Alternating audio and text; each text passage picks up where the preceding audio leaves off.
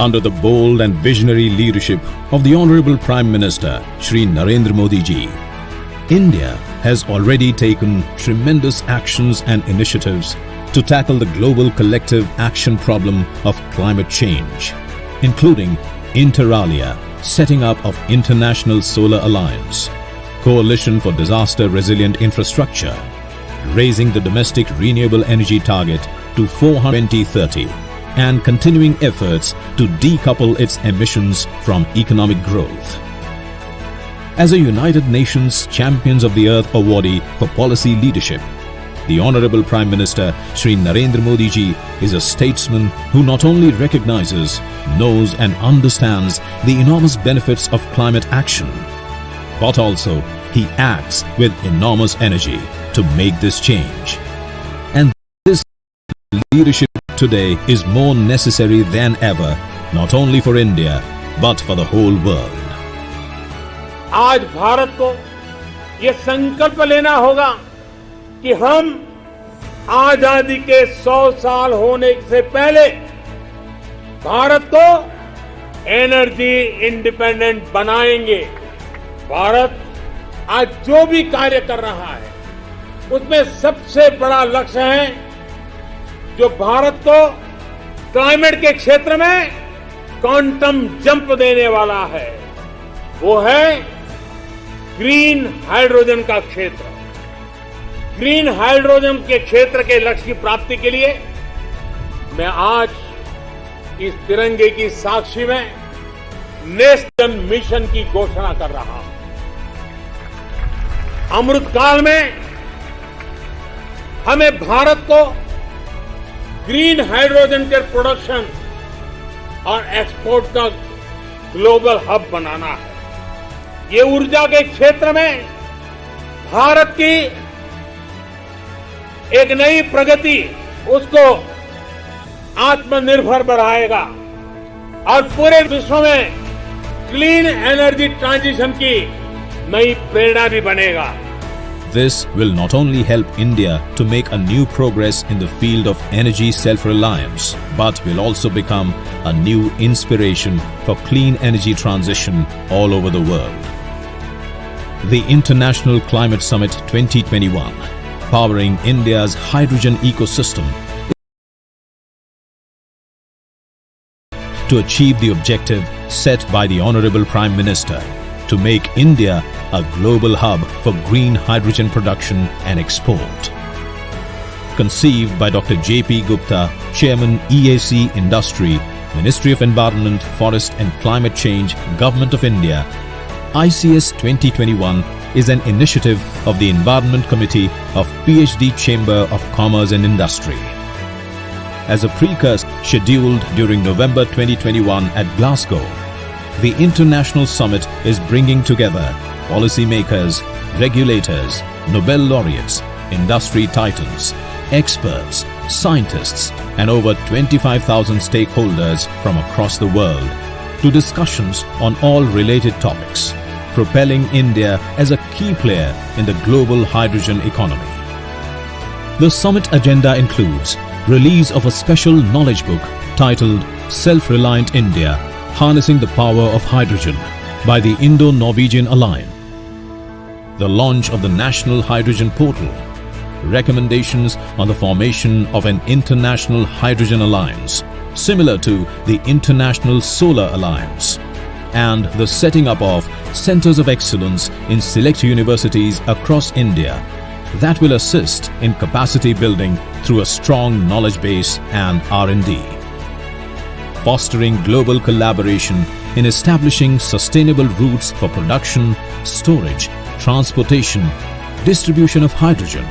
The summit would also provide a host of commercial opportunities, including securing joint venture, technology, supply chain, or international funding partners for production, storage, transportation and distribution of hydrogen. A catalytic moment presenting these next-generation clean energy opportunities. The summit is dedicated to achieving the Honorable Prime Minister's recently announced target of achieving 100% self-reliance in energy by 2047.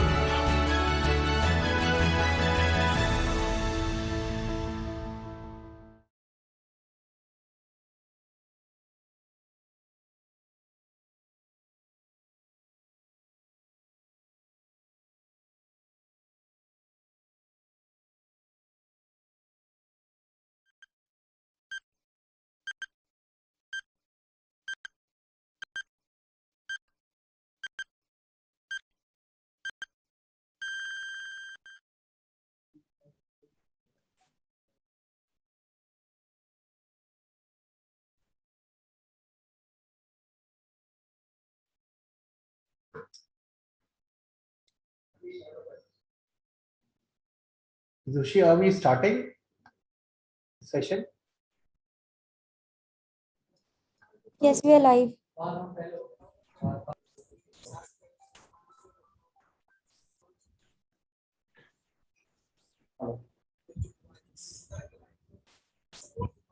नहीं मिला भाई, 10 बार तो मैंने डाला group में, nobody will respond, ना करा बस कर रहा है,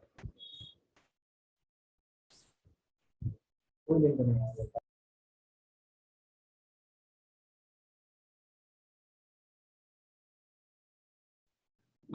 So I get the message here in the chat board that I am currently live. So thank you very much for the information, and welcome to all of you to this session number 4.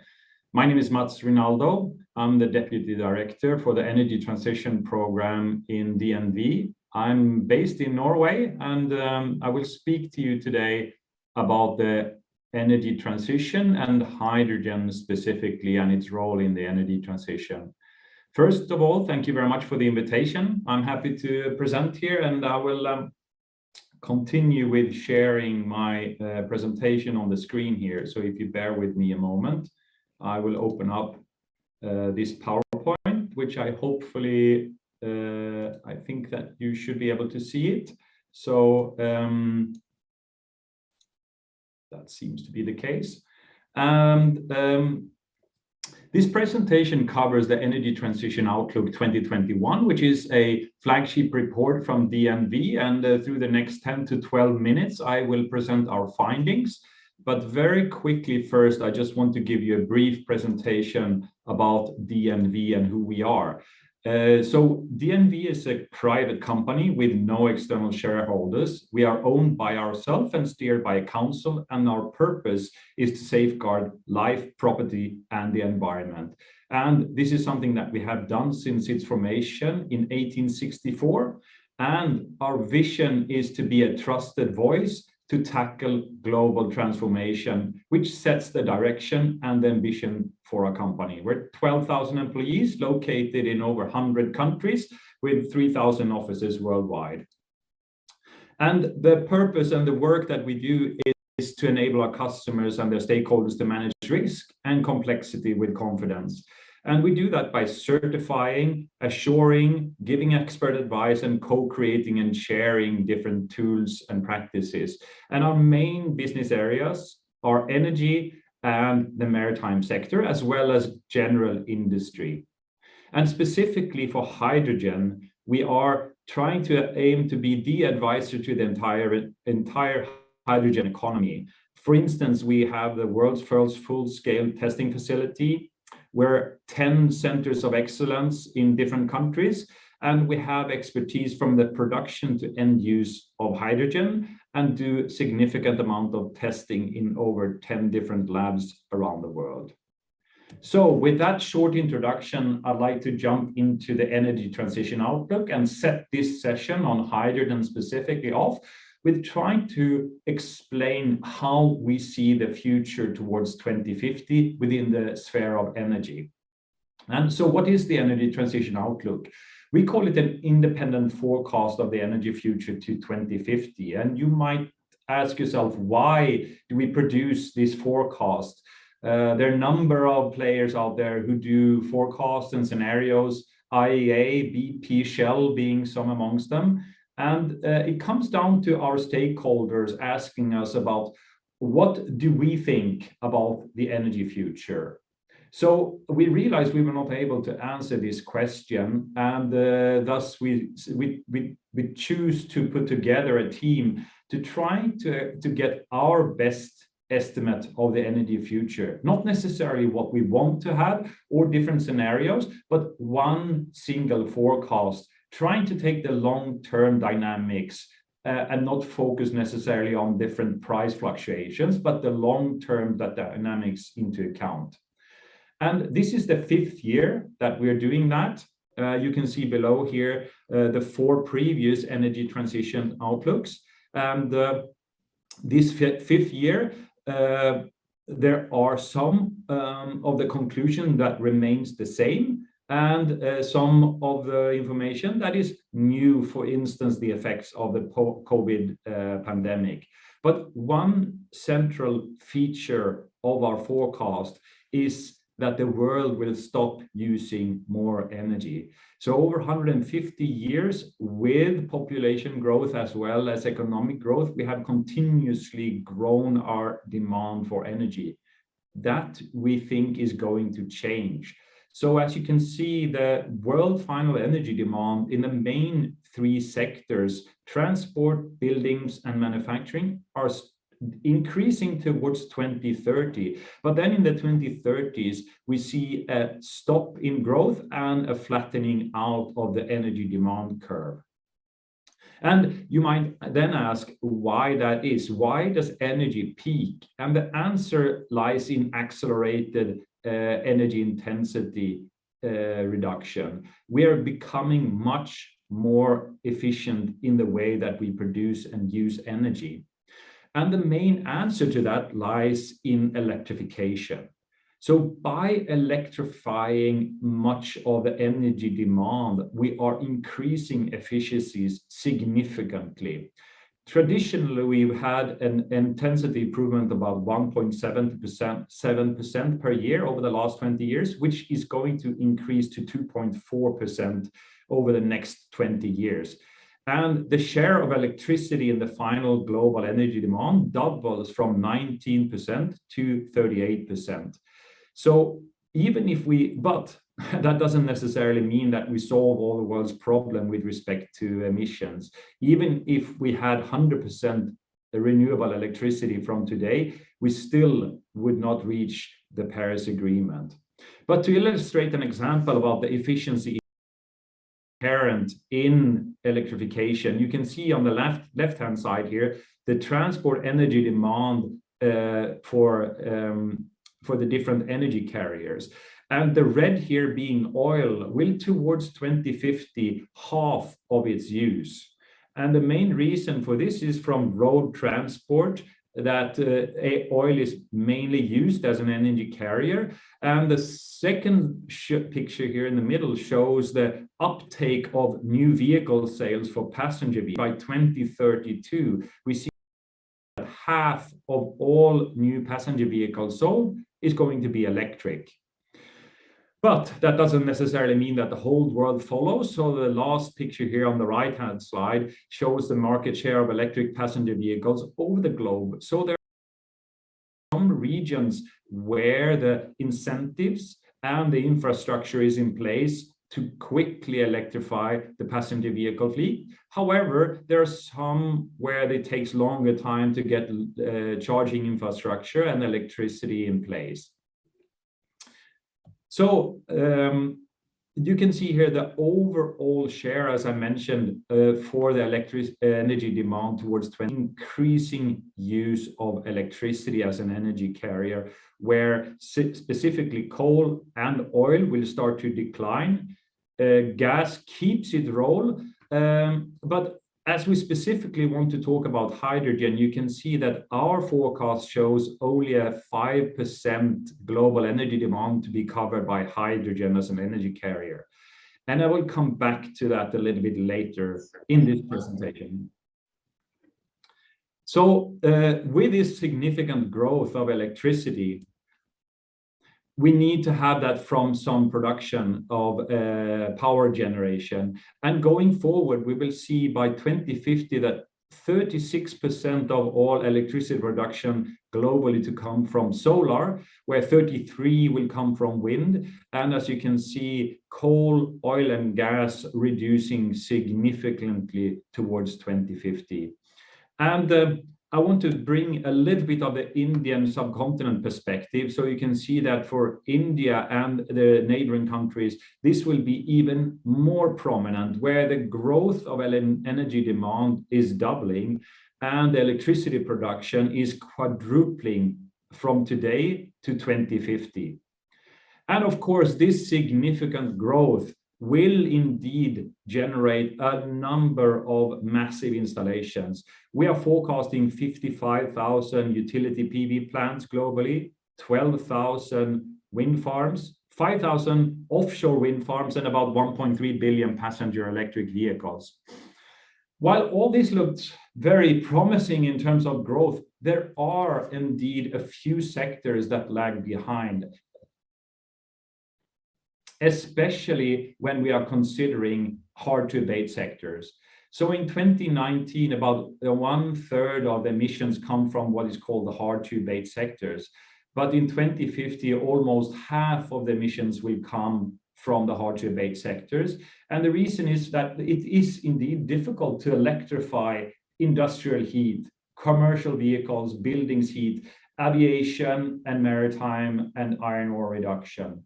So some of these sectors are lagging behind, and that is the reason that I told you about, where we see oil demand declining because road transport can be electrified. Coal use, the black one, is declining because electricity production can be electrified, whereas the high heat where gas is used, as well as the supplementary production of electricity, continues its path and stays about at the same level of production as today. So how about hydrogen? Where does hydrogen come in, and why do we see it not being taken up much more? And hydrogen derivatives are a promising solution for the hard to decarbonize sectors. But it is today expensive and inefficient due to the energy losses in its value chain. And we see it only becoming competitive globally by the 2040s. And that means that it has to be decarbonized. So hydrogen production today, mainly based on natural gas, will transition over to green hydrogen production by renewable electricity production from dedicated renewable sources.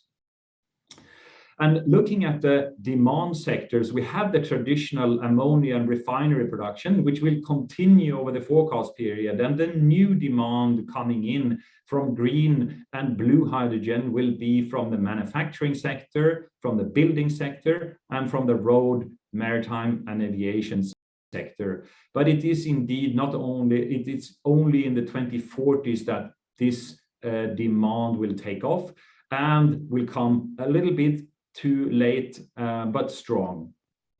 So from a production point of view, where does this hydrogen come from? And initially it will be from blue hydrogen, whereas for the traditional hydrogen demand, we will see gray and brown hydrogen continue, but decline towards 2050. However, it is in grid and specifically dedicated renewable energy production units where the most hydrogen will be produced from. And the reason for that being late is the cost compression curves. So if we look at solar and wind, they are becoming cost competitive already today in many places of the world with competing technology, which is where we call this relative cost curve, steeple cost.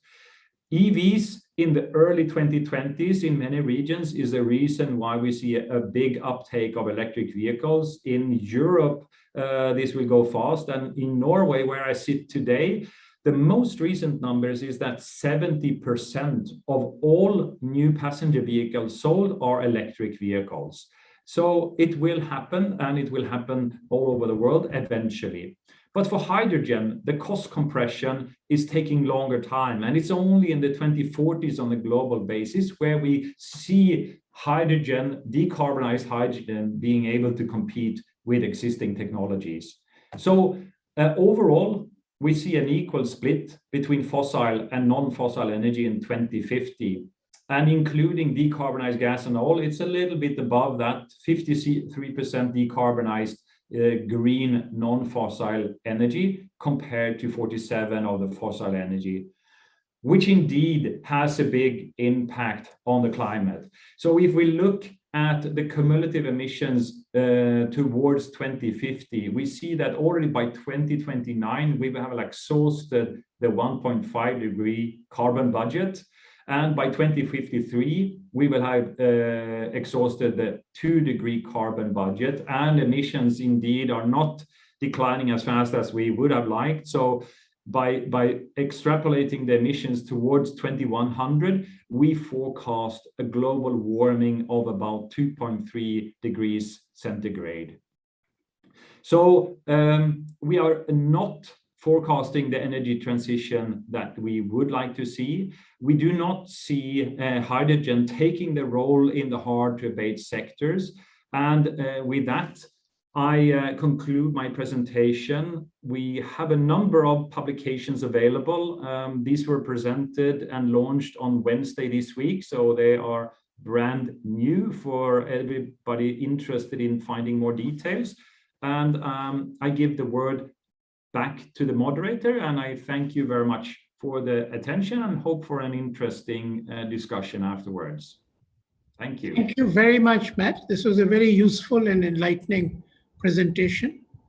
I have the privilege, I'm Ajay Shankar and Distinguished Fellow in TERI, and I have the privilege of moderating this very interesting discussion on the policy and regulatory related issues for the hydrogen sector.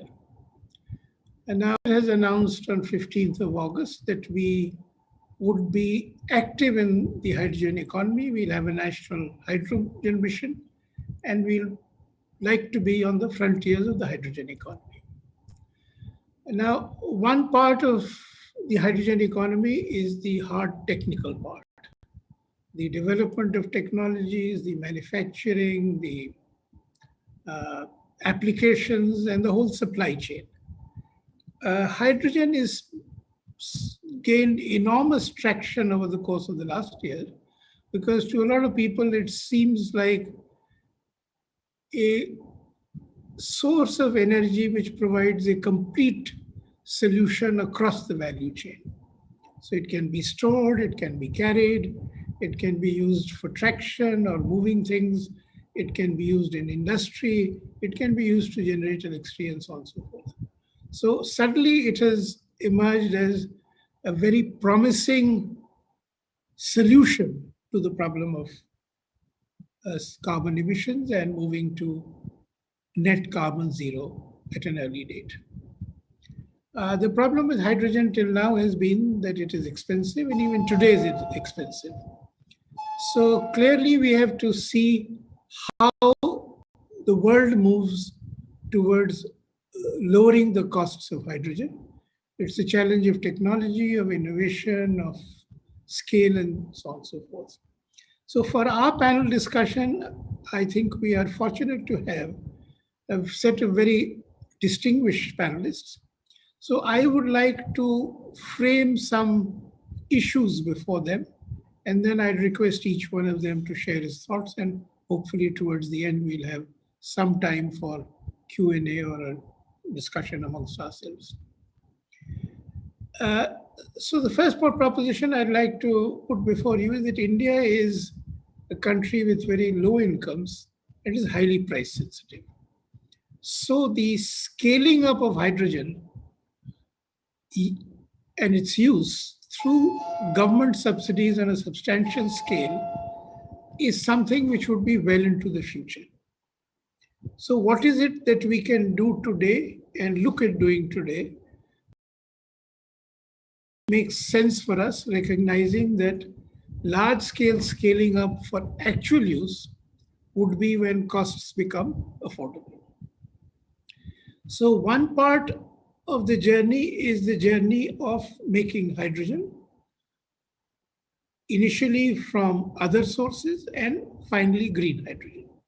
So we should see what are the policy instruments that government can use to move forward on this frontiers of making green hydrogen ultimately and non-green hydrogen to begin with at costs which are on the global frontiers. Because if we are there, then we can scale up rapidly as we have done in solar. And for all we know, with innovation and the innovation ability in India, we may actually be a leader in some cost reduction in some areas. The other part is the actual use of hydrogen in a range of uses. Now, which ones make greater sense and where should we spend more effort? And which ones are ones where we need not put in too much effort as far as public policy and public money is concerned? So that's a question I would like to pose to our panelists. And in the use of hydrogen, in whichever sector we want to promote, what are the policy instruments that come in easily and can be easily used. So for instance, when the solar mission began, it was frightfully expensive, but a small measure of cross subsidy was put in, or a mandate to actually procure solar power by distribution companies was put in, and that allowed the scaling up. One has been hearing from government observations of this kind that maybe some kind of mandate may be given for the use of hydrogen, for the procurement of hydrogen. But where and how is the question. And the maximum potential for hydrogen actually lies in manufacturing and in industry. And there, how do we subsidize or support pioneers or make Indian firms global pioneers and still have a level playing field vis-a-vis competitors who are not using expensive hydrogen?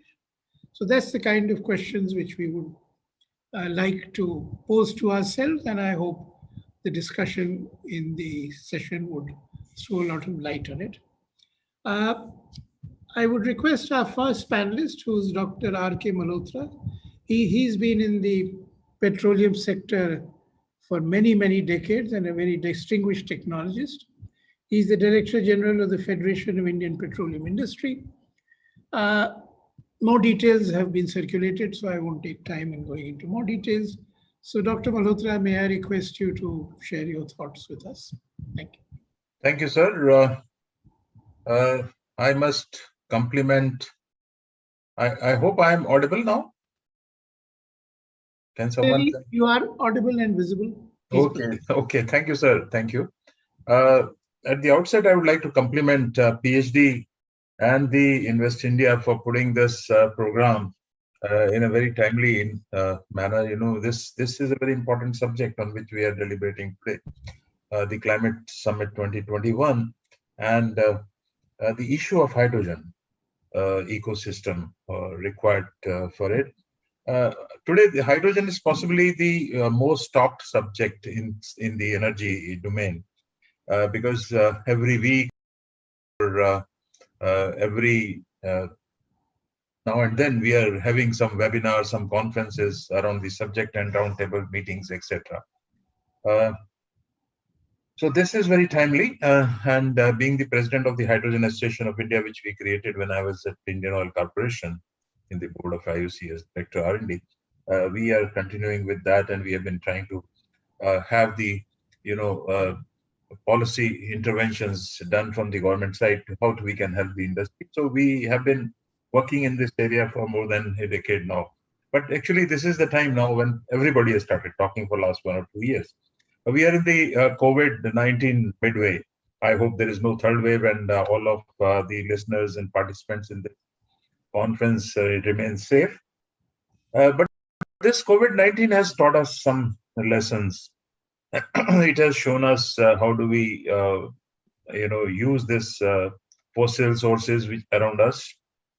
How do we handle energy? Otherwise, the global surface temperatures, I think a lot has been talked, so I need not go into those details. That with business as usual, the temperature rise will be 2 to 3 degrees centigrade, and we must act now, and we must act fast. So hydrogen rightly is being talked as a subject which is very important, which can play a very, very important role in reducing the global warming in time to come. So, but India, the presentation made by Mr. Mats Rinaldo from DNV very rightly said that India has some peculiar issues. And Mr. Ajay Shankar also very rightly said that we have specific needs are going to be. As far as India is concerned, we are faced with twin problems. The other countries in the world will have a, stagnant energy demand that will not be growing. And with some energy efficiency, in fact, their energy consumption will go down. But India's per capita energy consumption is so low today, and with the aspirations growing, and the growing aspirations of the middle class, growing economy, growing GDP, etc., I think we will need more energy. One of the estimates made by IEA that we will be perhaps more than doubling the energy need in next 20 years or so. I think that energy has to be supplied, and that has to be clean energy. So India very rightly has embarked upon massive program thanks to the government interventions, the policy interventions, the announcement made by our Honorable Prime Minister on 15th August about solar hydrogen. And the renewable energy has been in focus of this government for last several years. So now with the 450 megawatt target for 2030, and Mr. Ambani in the morning said that 100 megawatt will be supplied by Reliance alone. So I think this target is going to be surpassed. So that's a positive side of it, but still will need energy. We cannot wish away the consumption of the fossil sources for at least 2 decades. We'll have to continue, rich country, we'll have to continue to use thermal power plants for electricity generation for some time to come, unless we have sufficient renewable energy to cater to our growing needs as well. And the refineries will also continue. So the policies will have to be centered around, giving incentives for production of clean energy, not alone hydrogen, but other energy, clean energy. So all energy transition efforts will have to be towards cleaner, resilient, and modern energy sector, which we have to build. That's the first thing that the policies must be centered around. I will repeat, centered around cleaner, resilient, and modern energy sector, which we need to build in this country. And we are capable of doing it, and we will do it. At the same time, many people have been talking about that blue hydrogen is not good. Some studies have come that, in fact, that is more damaging and all those kind of things, But the green hydrogen has to piggyback on blue hydrogen. There's no way other than that.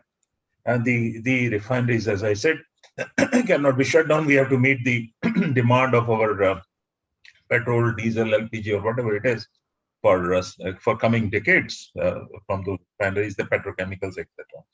The hydrogen is being consumed and producers of hydrogen in our refineries. Government has been thinking of mandating some percentage use of green hydrogen compulsorily in refineries. I wouldn't go into the debate whether this is the sector where we should give priority for using green hydrogen, because our refineries already have hydrogen producing capacity. And if they can, avoid the carbon emissions by CCUS technology and produce blue hydrogen in refineries, and let them use that, because we should look for other avenues for green hydrogen. But nevertheless, if government thinks that that's the right way to start with, that's because this will give a push to green hydrogen, I think there's no way that we should be opposing it. But at the same time, the economics will have to be seen, because the green hydrogen at this point of time, Mr. Ajay Shankar very rightly said, we should look at the policies from the economic side. India is a price-sensitive country.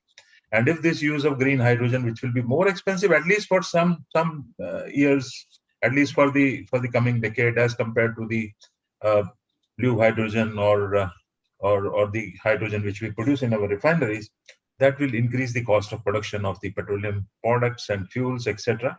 So whether that price sensitivity or some incentives can be given, or some excise duty reductions could be made on the fuel cost to compensate for the additional burden on refineries, that can always be discussed. So that's where the policies will have to be looked into to address the price sensitivity of the Indian consumers.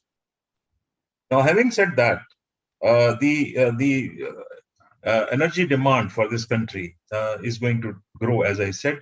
The incremental demand, we must try to meet through renewables. We have a target of 450 gigawatt, but we should be capable of exceeding this target with the kind of interventions which are happening, and the thrust being given by the government, very rightly so, on renewables, wind, solar, and even biomass is one which we cannot ignore in this country. We are an agriculturally predominant country. When I'm talking about India specific, that's very important. And the hydrogen production from biomass, whether it is through the biogas reforming, fermentation, or converting the waste to hydrogen, there are technologies available. We need to innovate further. that that hydrogen can be produced from such waste, which we otherwise cause pollution. Agro waste pollution is a big issue in northern India in the winter months. Everybody is aware about it. So if we could address those kind of issues, which will have a cost-effective solution of producing hydrogen. The other thing is that on the policy side, if we produce today the electricity cost from renewables has come down from solar, but the cost of transmitting electricity, there are issues which will have to be looked into from policy point of view, because if we produce electricity, solar electricity in Rajasthan, and we want to use it in our refinery in Mathura or in Panipat or Bathinda, and there is a cost of transmitting that electricity. So if those tariff incentives on those kind of tariffs could be given, the cost, the electrolyzers could be put near the refineries, or I'm not talking alone about refineries. Let us see the other industrial use. There are several where we can use. There are steel plants which can help decarbonize the economy. They're mostly using coal, natural gas, etc. So if steel making could be converted to hydrogen usage, that is also one area where. But if the hydrogen can be produced near the place of use economically, and the electricity transmission costs are reduced, then certainly this can help. Otherwise, transmitting hydrogen is even more expensive than transmitting electricity. So the hydrogen things, etc., is a difficult issue. Although we can mix hydrogen in the natural gas pipelines to an extent of 18%, but going beyond that can cause embrittlement of the pipes which are there for natural gas, or else we will have to build up the completely new infrastructure for gas, for hydrogen transmission. The high pressure storage, etc. We need some policy interventions from PASO side. Globally, the hydrogen storage at 750 bars is allowed, but Indian regulatory authorities, the PASO, has not been allowing more than 250 or 350 bar. The tank, nor in the other systems, or not for transportation. So I think the one of the policy intervention around the storage of hydrogen, transporting the hydrogen, is also required. And the codes and safety codes and standards in other countries are already there. We need not reinvent the wheel. So we can possibly adopt these safety codes and standards from other countries, which can be implemented in India. So and coming on to one of the most energy consuming sector, the transport. It was said that some of these sectors which are difficult to electrify is one of the heavy duty transport vehicles. Heavy duty transport vehicles can be put on hydrogen fuel cells. The cost of fuel cells is likely to go down. The fuel cells are more than twice as energy efficient as compared to the IC engines. So if we use energy, whether in the form of today we are using diesel in the form of in the internal combustion engines, if we use hydrogen in fuel cells, the energy intensity can be cut down by more than half. So if you use less energy, and you can even produce hydrogen in the refineries, blue hydrogen, and use it in trucks in place of diesel, it is much more energy efficient. The total energy consumption of the country will go down. So I think these are some of the policy issues which come to mind at this point of time, which we need to implement in this country, which will help conserve the environment, will also cater to the energy needs of the country, will promote the Atmanirbhar Bharat kind of mission for producing hydrogen from the renewables, from biomass, and even blue hydrogen from the refineries. If you can use it more efficiently in fuel cells as compared to internal combustion engines, you will be reducing the overall energy demand of fossil fuels. So I think these are some of the initial thoughts. If any questions are there, I'll be happy, or any discussion at a later stage. So thank you very much for giving the opportunity. Thank you, Dr. Malhotra. This was very enlightening, and two takeaways which I think are almost of immediate relevance is one, adoption of international standards and regulations rather than waiting to reinvent that's right. Standards and regulations. And the other is an area which doesn't get enough attention, I think, And that is I think we need a national mission on the use of the bio-waste in the country. And to Absolutely. the extent that bio-waste can provide us hydrogen, we should consider it as green hydrogen. And that Absolutely. will be much cheaper than the actual green hydrogen through electrolysis. So I think that's an intermediate step.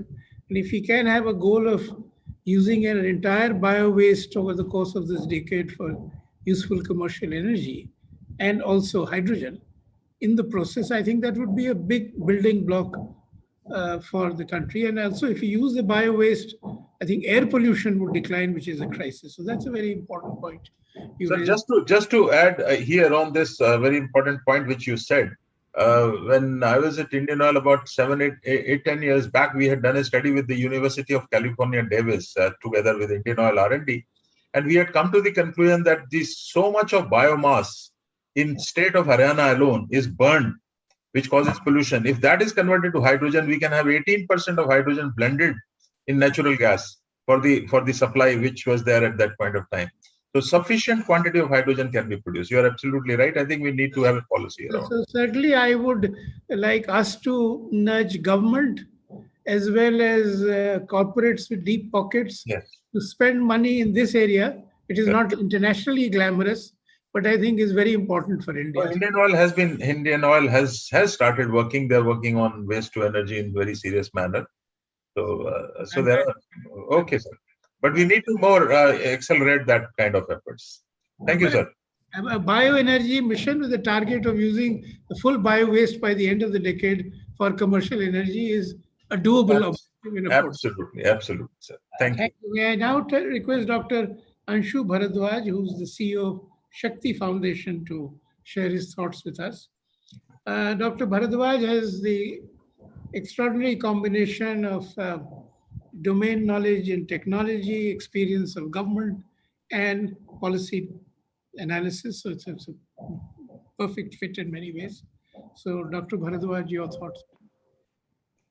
Thank you, sir. Thank you very much. It's a pleasure to participate today, and thank you for inviting me to this very important event. When all this recent talk about hydrogen, my mind went back to about 20 years back in the early 2000s, when there was a lot of talk about hydrogen, especially in the West. That time it was mainly confined to US and European countries. And on hydrogen economy and fuel cell vehicles, etc. Millions of dollars were pumped into R&D in hydrogen research by the US Department of Energy. Of course, at that time, a lot of research happened, but not much tangible products or commercialization of technologies happened. So, in the current thinking on all the focus on hydrogen, I be different this time. Do we see a repeat of the hype that we had last time, or is it something different this time? In my view, this time situation is significantly different from what we saw last time. We are in a completely different context and environment, and I think hydrogen is a serious contender for the energy mix going forward. And I say this for the following reasons. One is the obvious thing is the climate change, and the fact that we now understand and realize that we cannot meaningfully address climate change unless we address some of the hard to abate sectors in which the role of hydrogen is extremely important.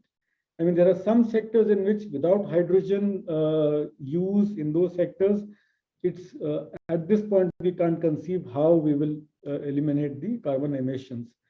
For example, one of the studies that we are currently doing, in India's case, by 2050, the emissions, the total CO2 emissions, hydrogen use in various sectors can reduce by at least about 1,500 million tons, and maybe slightly more than that. So that's the scale of the potential of the fuel. Second is, because of climate, driven by climate change compulsions, demand will be created in various sectors, which will lead to an increase in demand. Today, we are just looking at about 5 million tons, which is predominantly consumed in ammonia and methanol and other sectors. There are projections that this 5 million tons could increase by about 6 times by mid-centuries, and driven by climate change concerns in other sectors. The most notable thing is steel.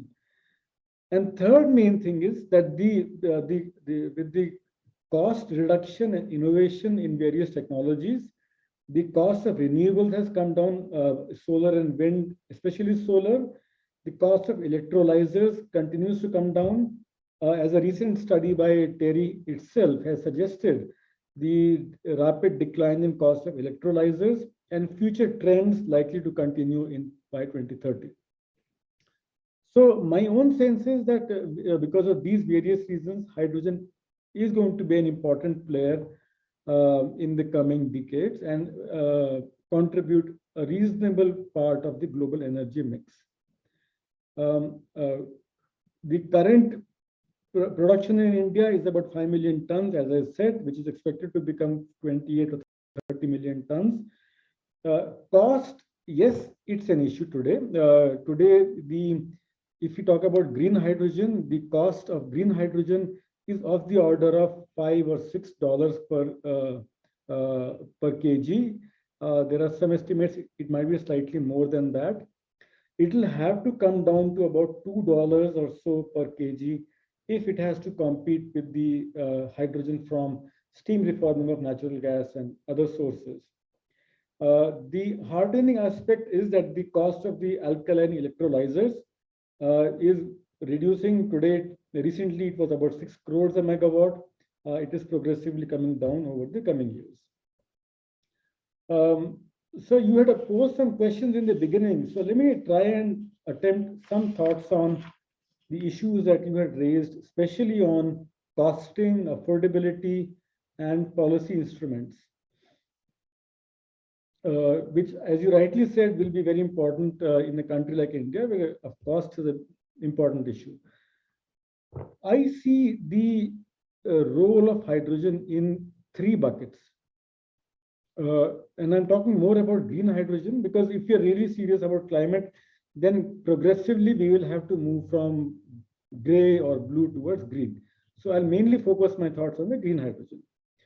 So first, the first category is those sectors where hydrogen is already used, right? So we have about 5 million tons of hydrogen, which is currently used in sectors like ammonia and methanol and some other industries, but mainly fertilizer and ammonia. So we already have an existing demand. Now the issue is how do we gradually and progressively replace the current hydrogen, which is produced by fossil fuels, to green, right? How do we bring the cost competitive? My own suggestion is, my own thoughts are that we will have to, at this point of time, look at policy instruments to drive this transition and make it cost competitive. The good news is that a large demand already exists. That is 5 million tons is existing demand. We can draw lessons from our solar story, where initially we began with some amount of subsidies to the industries to produce the fuel. We also have the opportunity of looking at innovative bidding or auction mechanisms to incentivize industry to produce, compete for cost and bid for lowest cost possible through contracts and auctions. There's also a possibility of demand aggregation and trying to reduce demand through these sources. So this is one segment where there's already demand existing, and we use policy instruments to attempt to reduce the cost of green hydrogen. The second category is future sectors where we know that hydrogen will definitely be important in the years to come, if not today. So we know that if we have to decarbonize steel, then in future steel will have to use hydrogen, replace coke in the blast furnace. So that's inevitable, right? Otherwise we can't decarbonize steel.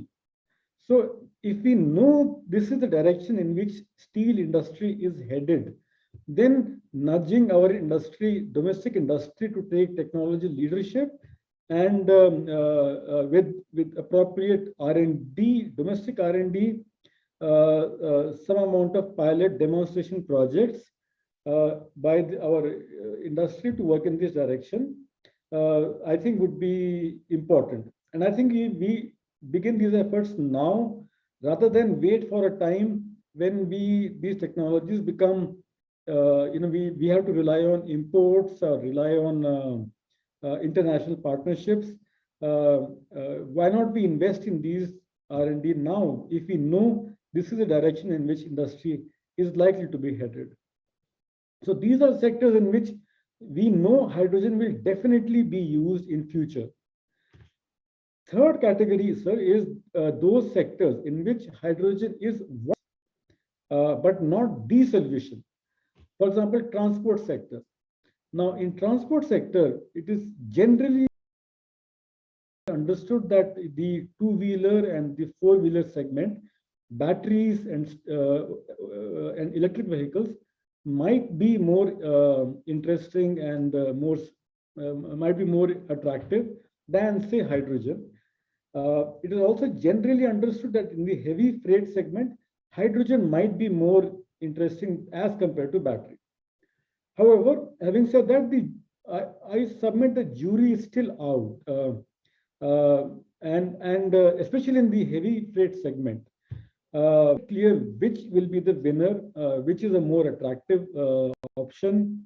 Maybe it will require some detailed analytical studies to explore the well-to-wheel or end-to-end attractiveness of these technologies in Indian context, considering the emissions, costs, and energy consumption on an end-to-end basis. And then I would submit that the industry or the market forces, they determine which technology works out best in the Indian conditions. So that I would submit is in areas where hydrogen is one of the possible alternatives and not the only solution. So those would be my thoughts, sir, on some of the questions which you raised. I think there is an immediate opportunity in areas where hydrogen is being used and considerable space for policy instruments. So with that, I will stop. I represent Shakti Foundation, which is a philanthropic organization which works in clean energy. And one of our areas is to explore hydrogen. We have funded studies to some of our civil society organizations to look at various aspects of hydrogen, and we continue to look for partnership in these areas. Thank you, and back to you, sir. Thank you, Dr. Bharadwaj. A very insightful presentation or articulation of thoughts. What occurs to me straight away is that maybe India should try and give priority to the use of hydrogen in the hard to abate sectors and see how we fund the extra cost in some manner which is fair and equitable, either through direct government support or through cross subsidy or tax benefits.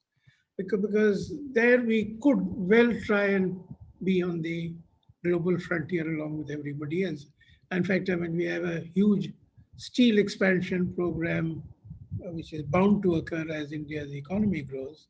So can we be a global leader in the use of hydrogen in steel manufacturing? So these are questions which I think are certainly worth posing and trying to get more precise answers so that it's easier for people in government to take a decision. May I now request Mr. Praveen Kumar, CGM GAIL, to share his thoughts with us. He is an eminent technologist and has long experience in these areas. So, Mr. Kumar, please. Good afternoon, sir. Good afternoon. Good afternoon, everybody. I am honored to be part of this panel with such distinguished people on this panel. lot of times I've heard you in some of the other conferences, and I'm first time I'm participating between such a distinguished panel. So I am really pleased to be here.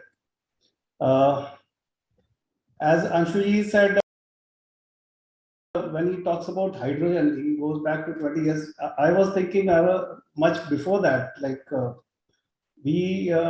I think in Nangal, fertilizer plant was based on electrolysis of hydrogen, and the fertilizer was produced by electrolysis of water, and hydrogen was produced to produce ammonia and nitric acid, I suppose. But somehow there was a shift. The fertilizer, natural gas, and I am from GAIL. We are the biggest leaders in natural gas business. We have almost 60% of the total transmission capacity. 70% of the transmission capacity is owned by GAIL, developed by GAIL, in fact, for the last 30 years. So the National Hydrogen Mission is there. It's not a policy or something, it's a mission. So mission mode is definitely a much more aggressive thing, that what I understand. And it's part of the energy transition that's happening based on various international efforts that are coming up from the various stakeholders in the energy segment. So I just the energy, the fossil fuel ecosystem has taken several decades to develop, and today we are in a matured system where the upstream, the midstream, the downstream things have developed, and still, like for example, in gas sector, I have been here for almost 3 decades. We are still evolving, and we are still developing infrastructure all over the country, which is still the natural gas infrastructure. In fact, Government of India has a mission from taking this gas-based economy from 5% in the energy basket to 15%. It's a massive target to go.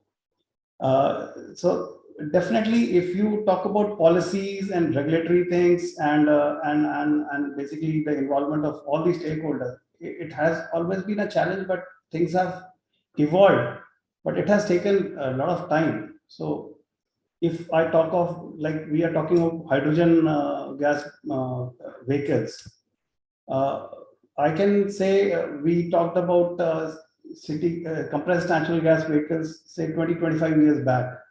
Today we are seeing a system where we are actually going in a forced manner in various cities, as the city gas distribution networks is developing, as you may be knowing, in all over the country. So now the CNG vehicles, the OEMs are now started to manufacture the factory-fitted CNG vehicles. So these evolutions have come much slower to what we are targeting in this hydrogen mission. This has to come very fast, and obviously those learnings of several decades will definitely help us in accelerating this change. The transition is happening. We all understand that hydrogen is the future fuel. The ecosystem is a massive thing. It's a hard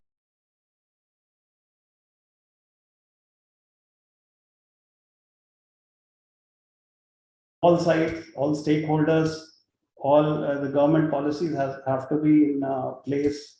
The regulations, the technical specifications. Hydrogen is a fuel. I mean, we are dealing in gas. So gas is basically composed of methane, which is having four atoms of hydrogen. So basically, we are handling hydrogen today with a carbon molecule. So going ahead, as we transit into hydrogen, like for example, GAIL, the experience of handling gas, transporting, storing, delivering, the contracts, the technical specifications, the consultants, the technology partners, all this ecosystem that we have that definitely, if we go into transition, we will be benefited from the know-how that we have developed over the years.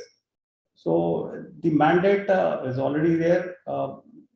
In fact, I would like to share in this forum that GAIL GAIL management, in fact, in line with the government directions, we are planning to develop some pilot projects in hydrogen, and mainly in green hydrogen, because that will be an area of interest. And with these multimodal kind of hydrogen, we may use the latest technology in developing some megawatts of hydrogen and make a multimodal ecosystem. So that becomes a standard for scaling up in future. So these pilots investment, which we are targeting in a year or so to invest in some of the projects. So they will become like an example for how the ecosystem pans out. And in the meantime, like for example, you talked about PESO, the regulator, the other statutory bodies. We can showcase these models to them to develop the standards accordingly, because our regulatory system, our policy regulation should be an enabler, I suppose. I mean, it should not be like a hindrance to the development of a natural gas hydrogen mission. So definitely, as GAIL, I am confident that as far as my company is concerned, GAIL is concerned, we are quite capable of delivering in this hydrogen mission.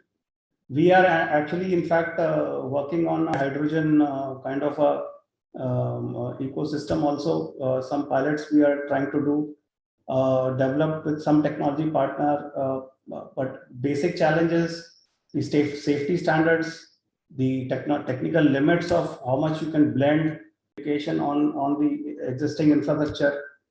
So because at the back of our mind, we understand that existing infrastructure is live today. If it can be used, that can be quickly translate into a small first step into the transition.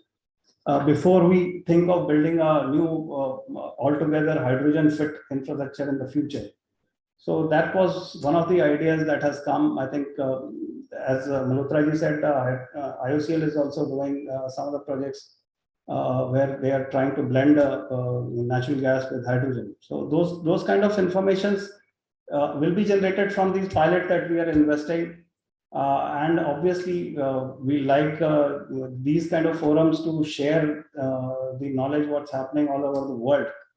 And we need the right kind of technology partners with us who can give you the best kind of a technology, because whatever all said and done, the commercial thing will definitely be the resulting thing that will be like a success or a this thing. So we need to find out the tipping points here where we can actually at what point we can actually replace the fossil alternatives.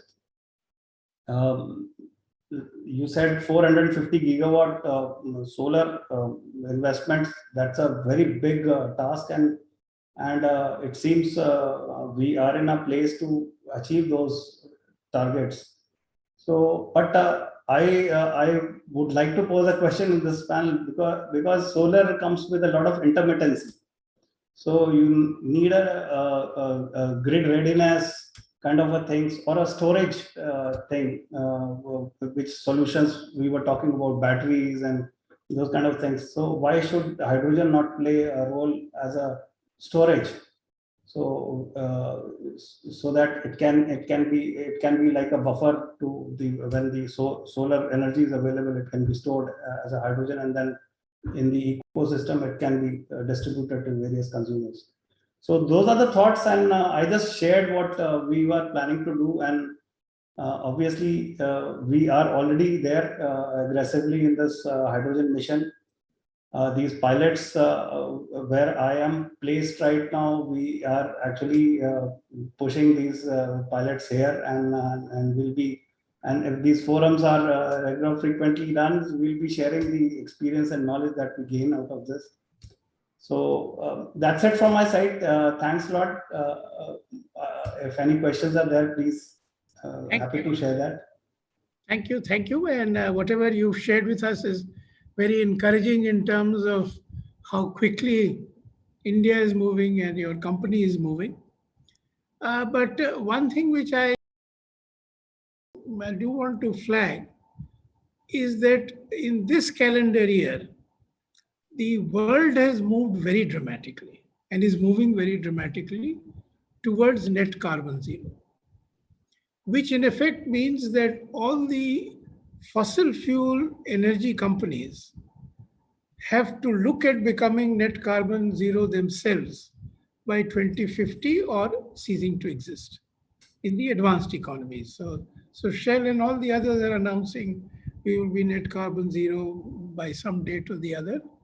And now they are being pushed into actually acting rather than just making declarations. So I didn't expect that a company like Volkswagen would say that by 2035 they will stop making internal combustion engines.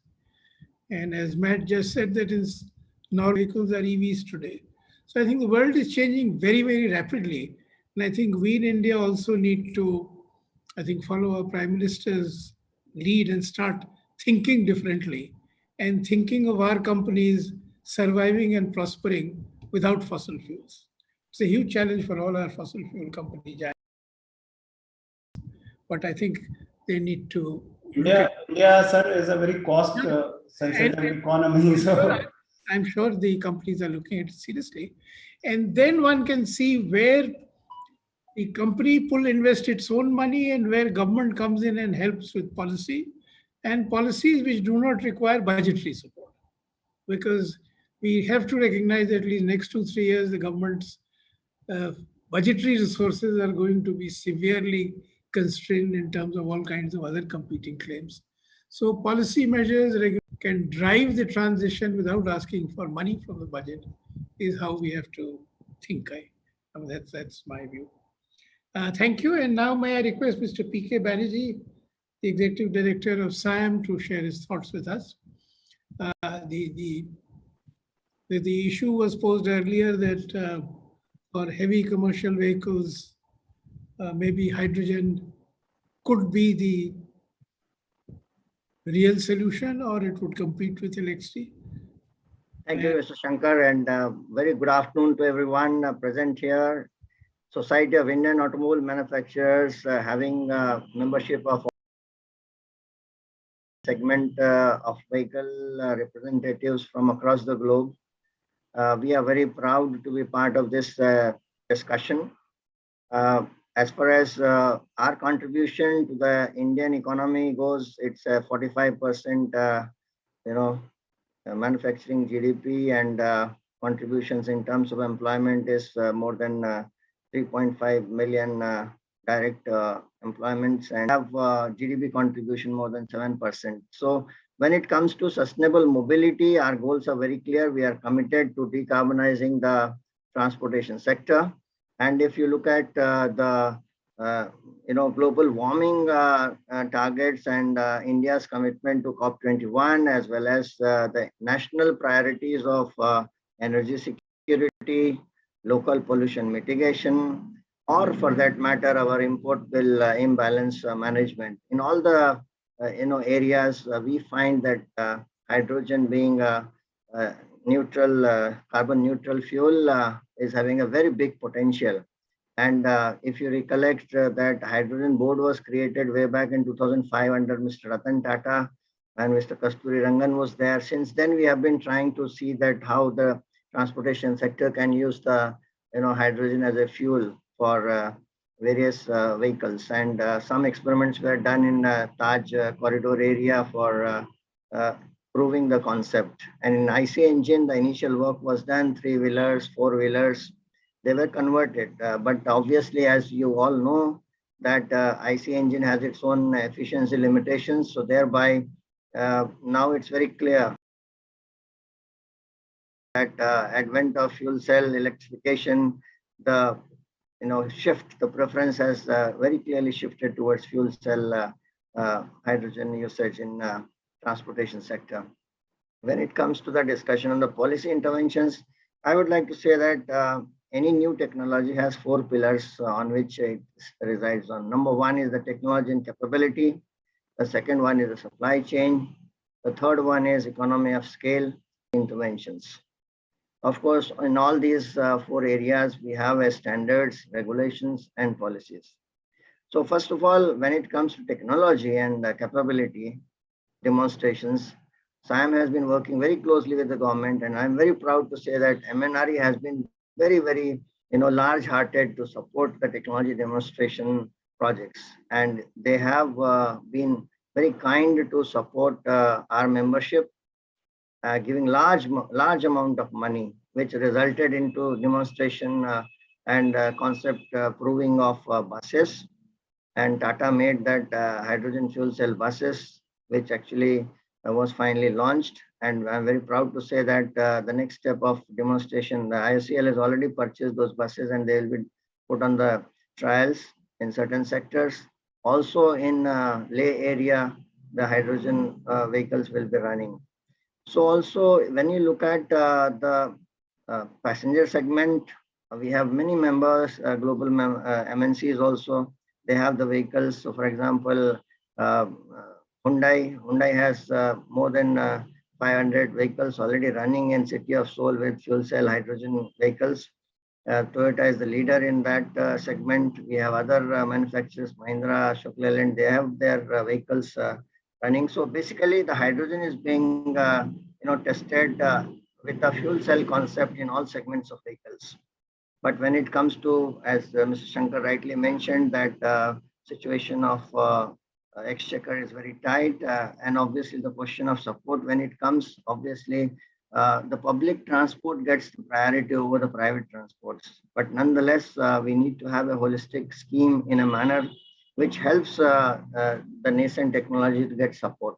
So for example, we are very happy that when the National Electric Mobility Mission Plan was launched in 2010, actually entire value chain of electrification of transportation, the only element which is changing because of hydrogen usage is the fuel cell, that energy provider. So therefore, for us, the experience of electric vehicle is going to really help moving a very easy and distress-less transition to hydrogen economy and the usage of hydrogen in transportation sector. So if you look at what kind of policy interventions which we can think of, for example, the FAME 1, FAME 2 scheme has already given us a lot of experience at what works and what doesn't work. Recently, the FAME scheme has been amended and make it more attractive, because FAME 1 was having a certain number of vehicle offtake, but FAME 2 has been sluggish, of course, because of COVID as well. But there are some kind of tweaking has been done. So that policy learning is very immensely useful for us, and maybe hydrogen. As far as the OEM goes, we believe that our Indian vehicles are very distinct and different from the global vehicles because of the point of consideration of we have affordability issues. The frugal engineering is required to be done. So therefore, it's very essential that we do actually give enough opportunity for proving the concepts, ideas. So when it comes to, for example, energy storage devices, how it will work in Indian context, if you have to talk about the fuel cell, then how the fuel cell situations would be, how the current capabilities would be in case of flooding, how it will behave in temperature conditions. So those things needs to be proven very well. And having proven on the proto vehicles and demonstration vehicles in few cities or few use cases, we also need to have how do we augment its capabilities, and also how can we gather the economy of scale. So towards that, we believe that government is seized of the need and they are trying to support. And OEMs are also very clear that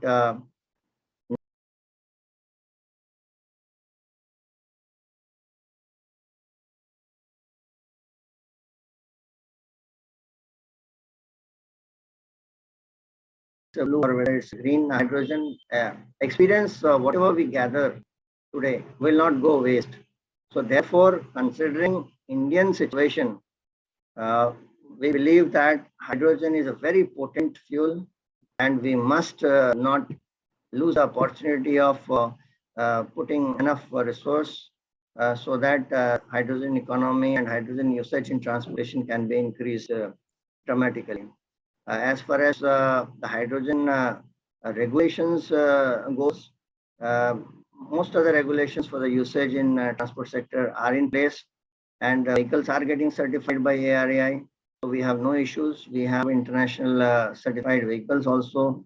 So that's not a kind of challenge at this point in time. What is important is perhaps compared to the kind of investment electric vehicle or electrification related push we are having, hydrogen equally need attention.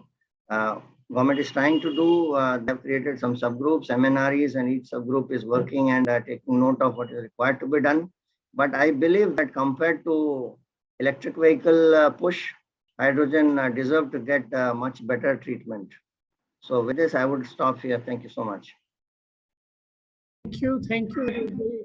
Thank you. That was very useful. And now we come to the last panelist, Mr. Deepak Pherwani, and it's only appropriate that he's at the end because he represents MNRE and is part of the process within government which is driving the hydrogen mission. So may I request share his thoughts with us.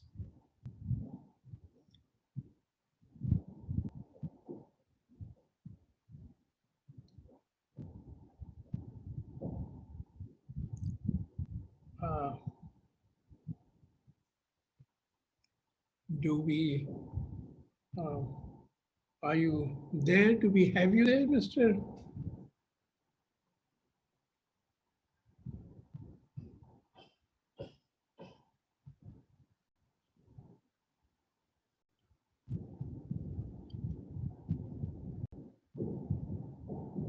Deepak Pherwani from MNRE, are you there or have we lost you?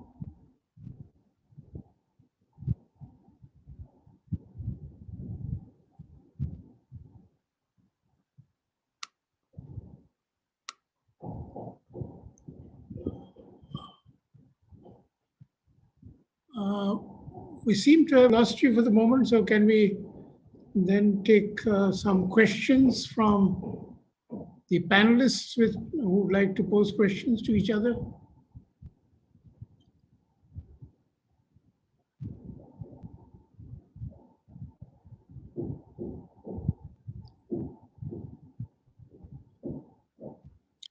So let me begin by asking a question from Mr. Banerjee on this issue of the hydrogen-driven heavy-duty vehicle and the electric heavy-duty vehicle with overhead electric lines, as the Germans have tried on their Autobahn with a hybrid truck. How do you see the mood in terms of the people in the industry? What are they betting on, or which one do they think will succeed? See, as far as our take on the subject goes, we believe that there are multiple options one can explore. So, for example, Mr. Gadkari's interest that in Delhi-Mumbai corridor we can lay down the wires and then we can have a electric-driven movement. So that is nothing but you can say it's looking like basically your electric rail movement. It's nothing different than that. Buses in Europe, yeah, but when it comes to buses, we believe that government is one hand is pushing LNG. So when we look at LNG has its own benefit. So therefore, for us, we need to be very clear what is short term, what is long term, and what is medium term goals. So while these technology options we can always work on, we can always develop the product for, but we should be very clear that, for example, we talked about how hydrogen is being used for methanol. So at one end, we are also pushing methanol economy. And other side, you talked about the use of our bio waste. Bio waste we are trying to convert into bio CNG. So I think for transport sector, representing the companies, our belief is very clear that which technology to put the money on and which time frame we should focus the priorities on. That should be very clear. Otherwise, we believe that it's difficult. So let me pose this issue, and it's a complex one, to the other panelists, because whatever we choose, you get locked in to some extent. So like one view could be that use of gas for transport should now not be encouraged because we have to move away from fossil fuels, and the electric mobility has proved itself commercially viable, at least up to the car stage, and with overhead wires it will be viable on the highways. And hydrogen is the other option. So should we at all be pushing the use of gas or biofuel in transport? Or can we use biofuels as an alternative to diesel for meeting peaking demands of electricity, especially seasonal peaks where normal battery storage would not work? See, what we have felt, of course, other panelists can come in. I would like to just make a statement that our understanding is that more than 1200 kilometers when you have to move, then the railway become more, attractive. But within the range of 1200 kilometers, the basically truck transportation, and if it is, of course, if you decarbonize it and you start using LNG as against diesel, then it becomes more attractive. So therefore, we need a kind of very clear, stable, and consistent policy priorities, and that will help us, make investment and make decisions. Otherwise, technology is not a concern. Technology is available; it can be deployed, but entire ecosystem and the support, priorities of government needs to be clarified. Thank you. Other panelists may come in. Thank you. So, which other panelists would like to come forward with some thoughts, please? I just want to get a clarification. You were talking about gas-based vehicles. So you... Yeah. Mr. Shankar was saying that your GAIL offering of gas today should be stopped and moved to hydrogen. So how do you react to that? I want to react on this. The implications we thought through whether we want to push gas for transport, whether we want to put electricity for transport, whether we want to put hydrogen, push hydrogen transport. In India, actually, you need to have all kind of a basket. In India, you run on a bullock cart also, and a Ferrari also runs on the road. So you need to have all kind of things on your basket because it's an energy deficient country. And as far as gas is concerned, if you compare to diesel and petrol, it is the cleanest fuel. If you go to Delhi, NCR, if you just imagine 20 years back, if it was run on diesel vehicles, Delhi would not have had any oxygen to breathe there. So I should thank that gas vehicles are there to make the things livable. And obviously, if you're talking of biogas, so biogas, there is a lot of investment that is planned by the government, also pushing hard. So these biogas also will be actually consumed in these kind of transport system only. So I don't think there is any need for discouraging this. We are still in a growing phase. A huge amount of investment is going on all around the country to make this natural gas, which is the cleanest of the fossil fuels. So I think we should not make it infructuous by pulling it down back, because it's an evolving state. But it has, electric vehicles, obviously, it is definitely going to go, and on basis of its economics and basis of it will also be there. But if you see any forecasts of the electric vehicles, you will see these coming up in maybe next 2-3 years, but in the new vehicles only the part of the electric vehicles will come. So the existing vehicles will definitely, which are running today, they will be having a shelf life and they will be running on the roads for some time. So I think that I don't agree to the, blocking the gas into transport sector. Right now, it's already evolving. A lot of investment is being done by so many city gas distribution companies. And as of now, it is the best alternative for the cities to reduce the local pollution, at least. So that's my point of view. I mean, the point made by the inaugural address about Norway, 70% of new vehicles being only electric is finally sunk into my head. So that's why I made the comment. Would any other panelists like to pose a question or make a comment?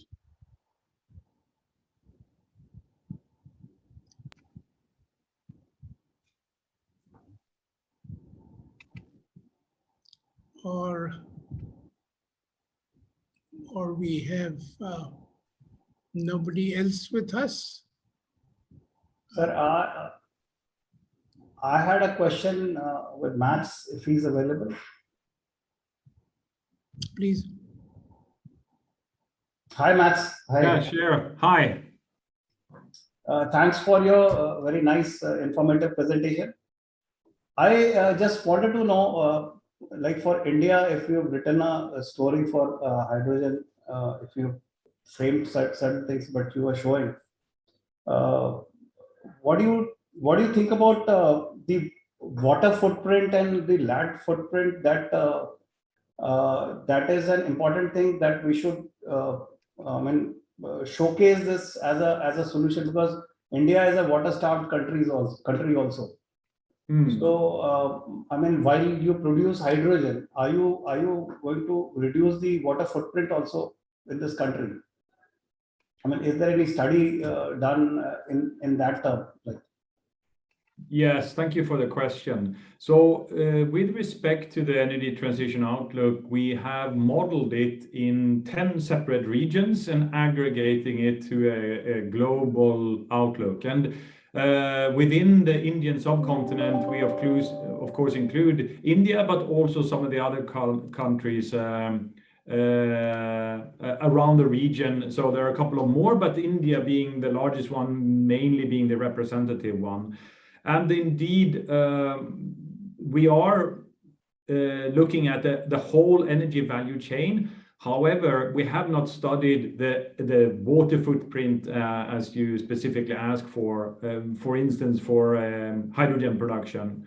We are not foreseeing a very big uptake of hydrogen in many of the regions. And as I mentioned in my presentation, only 5% of the global basis, where the industrial developed countries are taking much larger share. So Europe being the leader with very strong hydrogen policies in place will together with OECD Pacific, where Japan and South Korea and Australia is included, be those driving the hydrogen uptake. And therefore, the footprint, as you mentioned, is something that we have not studied in countries with water scarcity.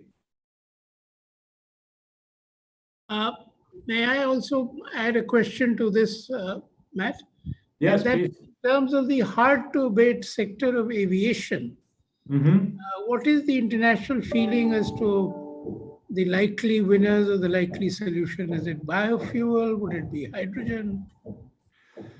Yeah, so we in our forecasts are pointing out the hard-to-abate sectors as those not managing to follow up the ambitions of reducing emissions necessary to follow the Paris Accord and similar. However, there is a strong growth of green fuels, mainly driven by ambitions on decarbonization and the carbon price, whereas synthetic fuels as well as biofuels are solutions to aviation emissions. But as with many issues, it's complicated and it's really dependent on the type of infrastructure and resources available in the regions where this will be taking place. Just an additional comment on the hydrogen and the hydrogen economy, which I think is very important in the discussion. The price of hydrogen, especially green hydrogen, is to a very large extent driven by the cost of electricity. And in our forecast, it's the cost of electricity doesn't really come down until the late 30s and the beginning of the 40s with the sinking costs of renewable. So for a hydrogen economy to accelerate and to be seeing lower costs, it's not only the electrolyzers and the technology on that front that needs to be improved, but it's really the cost of electricity and the way that you can then hedge and store hydrogen as a storage medium in that electricity infrastructure that will be one of the crucial factors to get right in order for scaling up hydrogen.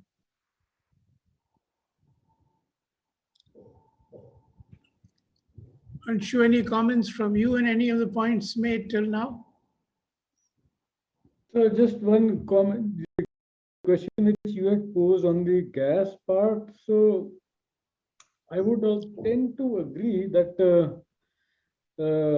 if you take a long-term lens, say 20, 30 years from now, then, and if the concerns are addressing climate and carbon emissions, and the fact that we also don't have too much of gas reserves, then it is clear that we are heading in decarbonizing the transport sector, for which the solution would be either electrification or hydrogen, depending upon the vehicle segment. I do see some role for biofuels. In fact, recently they have the government is pushing biofuels and flex fuel vehicles. So I'm not too optimistic. The past experiences with biofuels have led to modest results, primarily because of issues in biomass collection, transportation, supply logistics, and biomass pricing have always hindered conversion of cellulosic biomass to ethanol. Molasses is a different story because at least in that we have a large amount of molasses available at a single point. But distributed biomass poses a challenge. So my take would be that we don't invest too much into the gas-based vehicles because it at best would be an interim solution to a long-term transition. That would be my thoughts. I just also had one question from Mr. Banerjee. Actually, a couple of questions. So when you said, sir, that industry requires a signal from the government, so can you be a bit more specific? Because I thought the EV mandate and the EV targets, the FAME policies, does that give a signal to the industry about which way the industry manufacturing is likely to be headed? And number two, what's your take on the recent biofuel mandates? Thank you. Actually, let me first reply. When you look at FAME schemes, currently the fuel cell vehicles are not included in the FAME scheme. So therefore, it's a very logical step that fuel cell vehicle should be included in the FAME scheme. Because ultimately, if you look at other than the energy storage part, rest of the things are same in the electric vehicle. And of course, in fact, fuel cell give you the zero carbon output, whereas electrification at this point in time in India is basically you are transferring local pollution to the pollution at the power plant. So that is the point I was trying to highlight. So could I answer your first part of the question? So what you're saying is that there is while the frame is totally for the electric vehicles, it doesn't cover the fuel cell for hydrogen. Yeah, so the amount of focus we have on quick electrification with the very unrealistic targets being quoted by some quarters, we believe that hydrogen is a better bet for India if you really look at in long term, considering we have our own limitation on getting the battery technology at a cost and dependency on external agencies. To that extent, I was mentioning that hydrogen fuel cell vehicle stand a good stead for India. Even for these four-wheeler and two-wheeler, even that segment also, these, I mean, the cars and... Yes. So because if you look at Hyundai, they have already demonstrated the Mirai of Toyota is already running on fuel cell, and across the globe, if you see, the fuel cell vehicles are taking traction, actually, gaining traction. Okay. So it's not only because in India, when you invest the public money, obviously the first question Shankar was when secretary, he very clearly said that I'll put this money only on the public transportation. It cannot go to the private. So they have a very clear mandate. So therefore, obviously the choice of electrification also has been limited to the commercial vehicles and the public transport vehicles first, where the return of investment is better because of the longer usage vehicles, which are hardly used 3% if on an average if you see around the year of the time. Thank you. I had a question to Max, if you allow me. Please. Sir, I just want, because hydrogen, as I say, a mass production of hydrogen through electrolysis, like for example, PEM. This is a technology play, and technology, a lot of times it's very disruptive, and these technologies need a huge lot of investment. So how secure is this technology? For example, PEM having a shelf life, or there are disruptive things happening which may suddenly come. Like, for example, I was just reading about there's a technology on photolysis. Photolysis is being discussed and researched. A lot of research is being going on in photolysis. So is there a disruption happening in this field also? I mean, what is your take on this?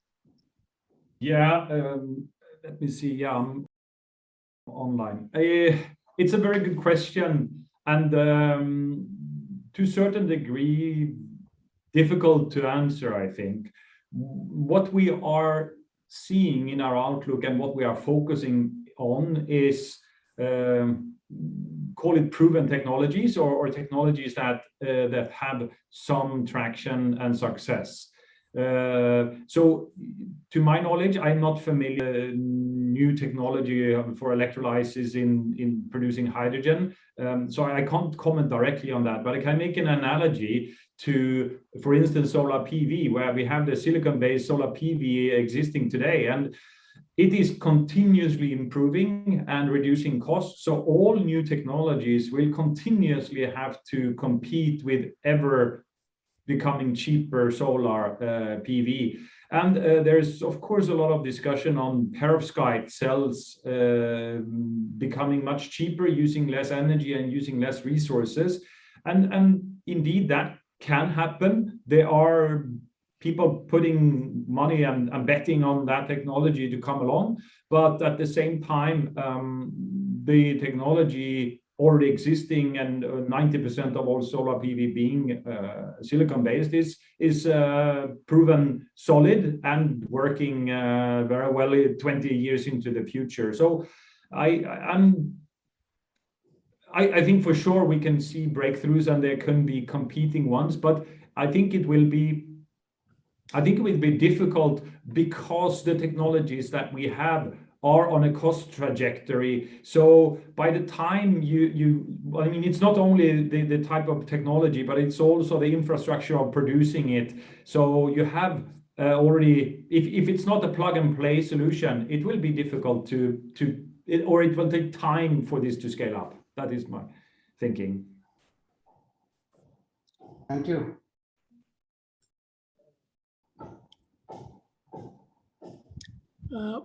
Matt, I have a question.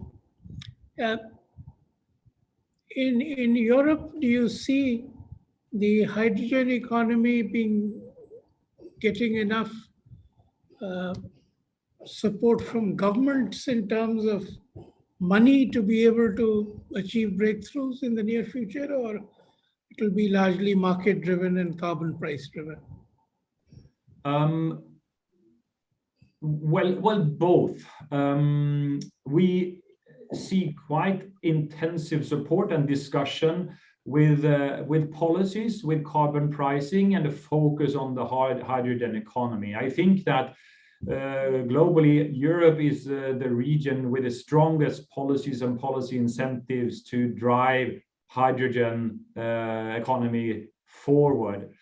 At the same time, there seems to be quite a bit of resistance in Brussels, in Europe, towards blue hydrogen, and mainly focusing on green hydrogen. And then for the moment, with electricity costs at the rate they are, it's going to be very costly to try to compete by only using green hydrogen.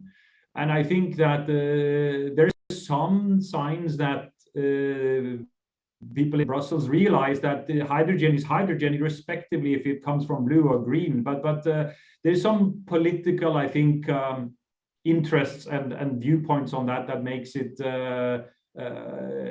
difficult to move out of.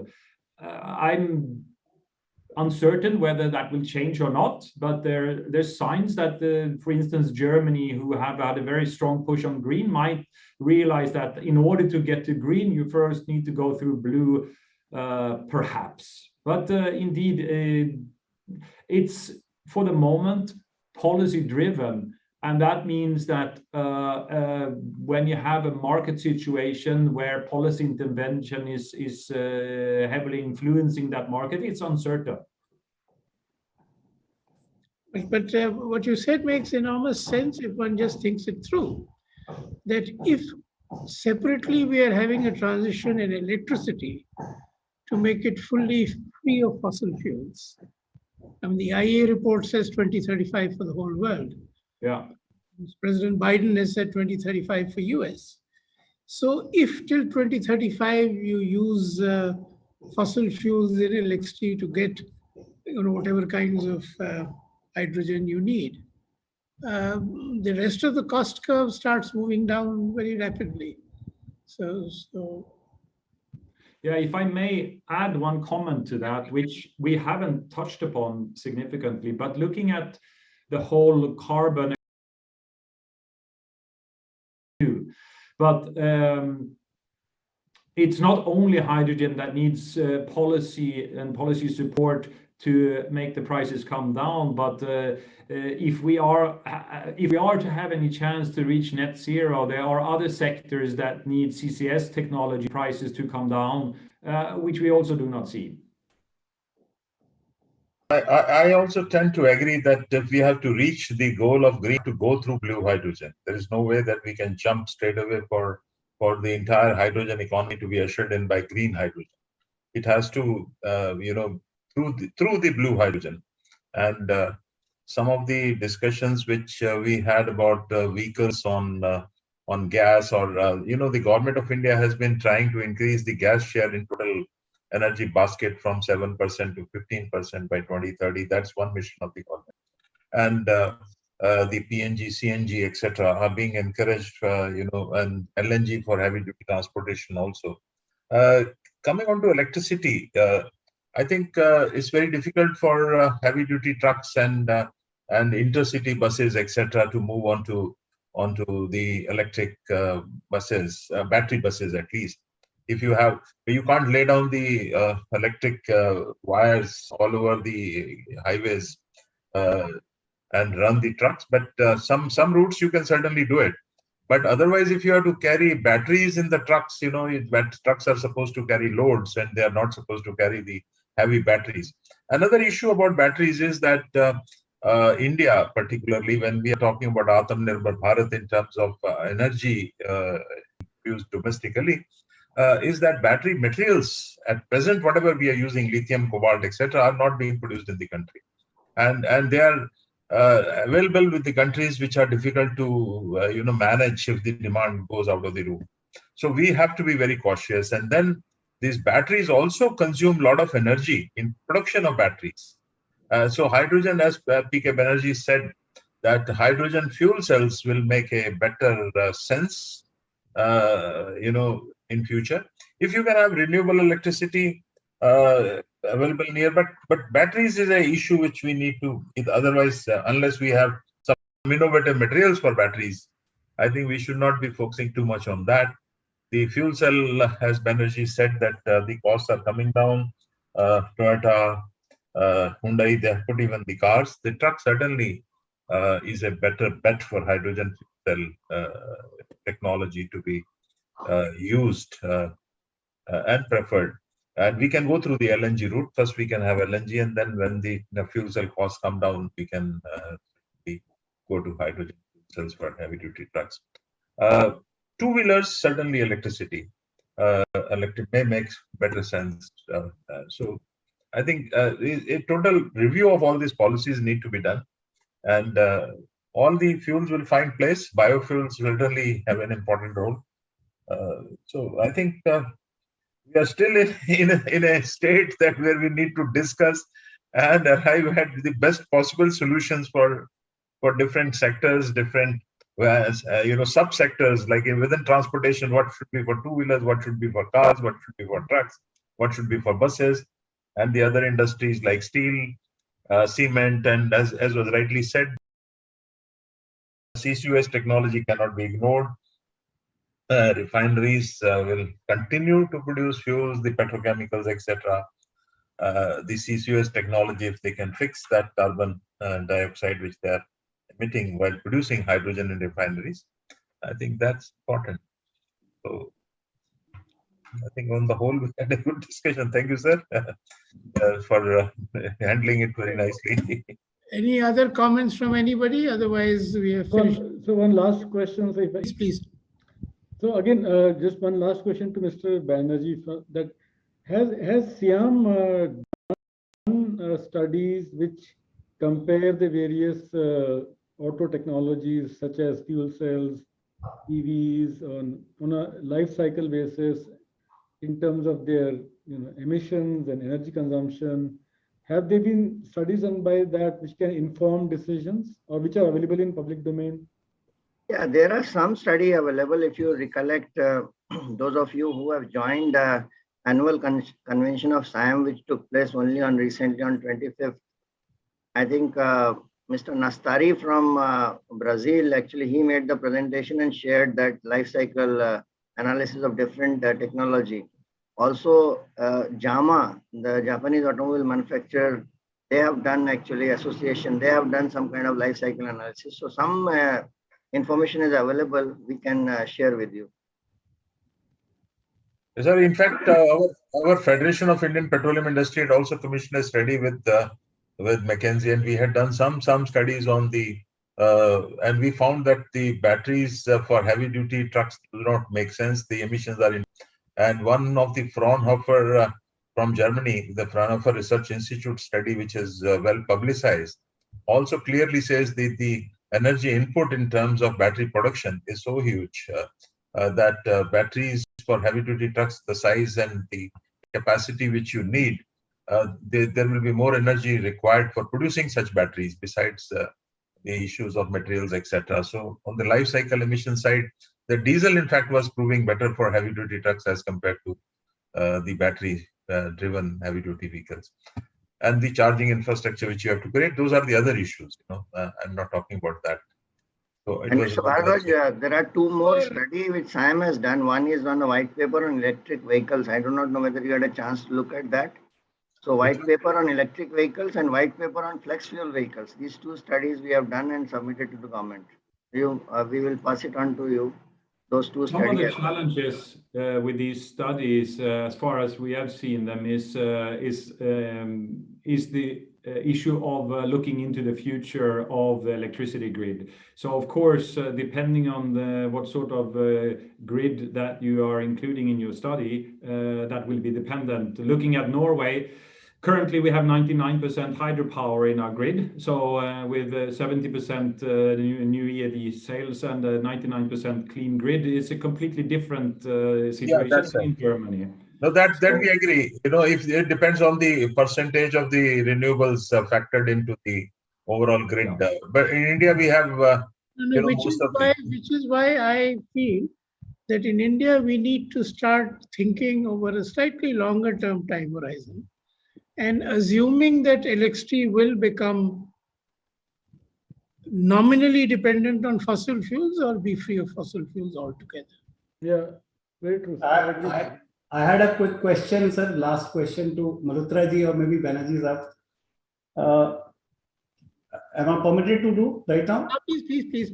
We still have a few minutes.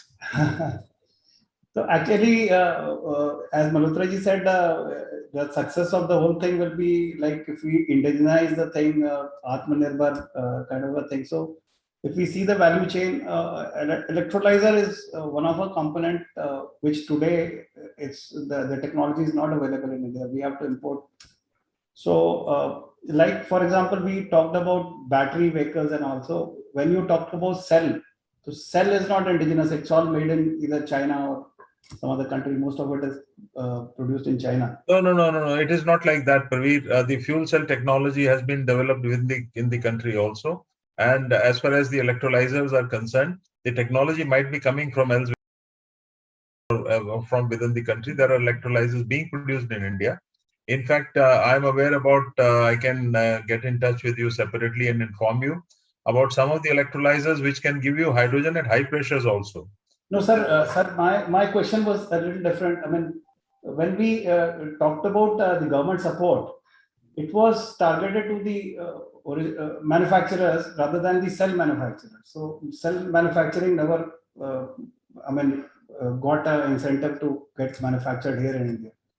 So that will happen. That will happen. That's what was said, that the incentives for like FAME policy, the policies for promoting the fuel cell vehicles, the fuel cells will also get that. Any manufacturing within India is getting the benefit. I would like to just explain to you. Of course, Mr. Shankar was there then in the government. So in 2010, when we conceptualized the National Electric Mobility Mission Plan, the first thing was identified that can we have some kind of, hold onto the cell technology.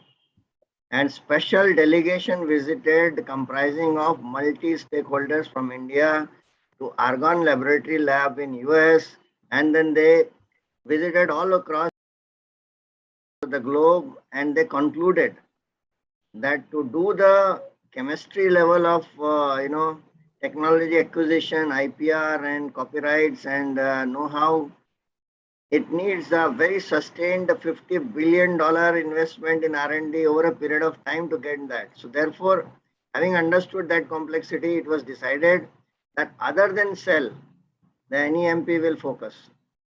So that is not the case in an electrolyzer, as Dr. Malhotra is right. Support of MNRE has helped many of the local electrolyzers, development work. So your question is very valid, and that's where I was coming from, that the amount of effort we are putting in electrification because of BEVs, I think compared to that, the right focus has come onto the hydrogen. And hydrogen is a real good panacea for India, actually, considering all the constraints we are in and the nascent stage the globe is in this technology. So we can take the early lead and we will be ahead in the curve. So that way, it's a very topical discussion today and very relevant. Very good question, Praveer. Thank you so much. Thank you, sir. So with that, I think I can thank all our panelists for making this a very stimulating discussion.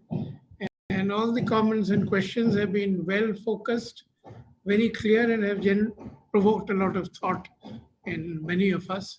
So as was pointed out earlier, that this discussion is timely And India does have an opportunity to get onto the global frontier in the hydrogen economy, which offers in some ways a complete solution in difficult areas of decarbonization. So with that, I would like to thank all our panelists, as well as the organizers for having put together such a good and distinguished panel in this discussion. Thank you. Thank you. Thank you, sir. Thank you very much. Thank you, sir. Bye.